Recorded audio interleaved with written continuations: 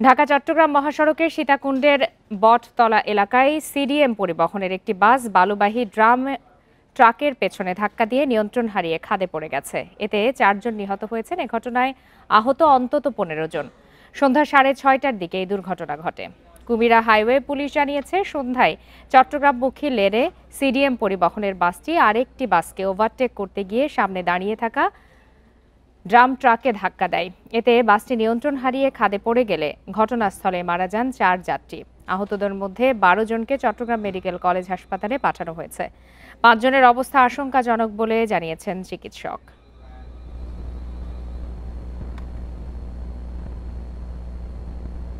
সবগুলো গুরুতর। আমার এই গাড়িতে আমি 5টা নিয়ে আসছি আর কি, এতটুকু। সীতাকুণ্ড উপস্বাস্থ্য কমপ্লেক্স থেকে নিয়ে আসছি আমি। গাড়িটা একটা বাড়ি খেয়ে আপনার ব্রেকটা কন্ট্রোলে রাখতে পারেনি উনি। সাইডে খাল ছিল, পানি ছিল না, খালের ভিতরে পড়ে গেছে। 2 জন একটু ভালো দেখলাম, পরের 2 জন কিন্তু প্রথমেরগুলো তো বেশি খারাপ। আপনারা ওখানে গেলে আরো খোঁজ নিতে পারবেন। দুর্ঘটনার বিষয়ে সবশেষ তথ্য জানাতে এই মুহূর্তে চট্টগ্রাম থেকে যোগ দিয়েছেন সহকর্মী অনুপম শীল। অনুপম, এই দুর্ঘটনায় আমরা এখন পর্যন্ত জেনেছি যে 4 জন নিহত হয়েছেন এবং 15 জন আহত হয়েছেন। সর্বশেষ কি ধরনের তথ্য পাচ্ছেন আপনি, আর উদ্ধার কাজ কি শেষ হয়েছে কিনা পুরোপুরি? হ্যাঁ, আজকে সন্ধ্যা 6টার পরে মূলত এই দুর্ঘটনাটি হয় এবং এর পরে আমরা এখনো পর্যন্ত যেটি সর্বশেষ খবর, তাতে চট্টগ্রাম মেডিকেল কলেজ হাসপাতালে 12 জনকে নিয়ে আসা হয়েছে এবং আমরা খবরও যেটি বলছিলাম যে এই 12 জনের মধ্যে 5 জনের অবস্থা বেশ আশঙ্কাজনক, এর মধ্যে একজন শিশুও রয়েছে।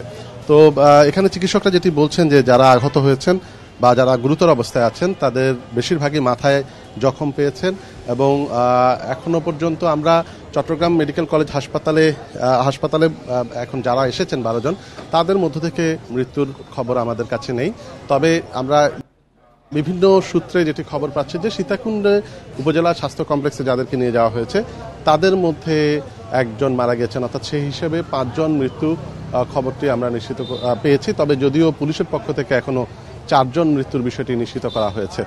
তো এখানে স্থানীয়রা এবং প্রত্যক্ষদর্শীরা যেটি বলছেন যে মূলত এখানে বেশ উচ্চ গতি কারণেই মূলত এই দুর্ঘটনাটি ঘটেছে, অর্থাৎ যে সিডিএম পরিবহনে যে বাসটি দুর্ঘটনার মুখোমুখি পড়েছে তারা সেই বাসটি অত্যন্ত দ্রুত গতিতে আরেকটি বাসকে মূলত ওভারটেক করতে গিয়ে সামনে দাঁড়িয়ে থাকা একটি ড্রাম ট্রাকে প্রথমে ধাক্কা খায়, পরে আবার রাস্তার পাশে ছিটকে পড়ে একটি গর্তে পড়ে, যদিও সেখানে পানি ছিল না। যে কারণে এই 2 দফা অর্থাৎ এই বাসটি ধাক্কা খাওয়া এবং পরবর্তীতে পড়ে যাওয়া সব মিলিয়ে এই 2 দফা এটি অর্থাৎ এই দুমড়ে মুচড়ে গিয়ে আসলে হতাহতের ঘটনাগুলো ঘটেছে।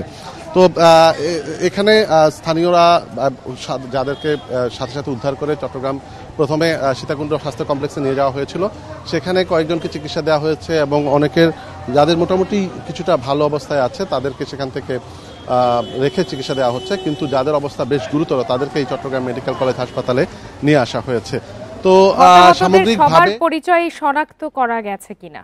যারা মারা গেছেন তাদের আমরা যে 4 জন, সেই 4 জনের পরিচয় এখনো নিশ্চিত করা যায়নি। তাদের আত্মীয় স্বজন বা যেহেতু এটি ঢাকা থেকে চট্টগ্রামের দিকে আসলে বেশ দূরপাল্লারই বাস এবং সেক্ষেত্রে আসলে তাদের পরিচয় এখনো নিশ্চিত করা যায়নি। কিন্তু এখানে যারা চট্টগ্রাম মেডিকেল কলেজ হাসপাতালে যাদেরকে এনে ভর্তি করা হয়েছে তাদের অনেকের স্বজনরা এখানে এসেছেন, যারা চট্টগ্রামে যাদের বাড়িঘর আছে বা যারা চট্টগ্রামে আত্মীয় স্বজন আছে তারা এসেছেন।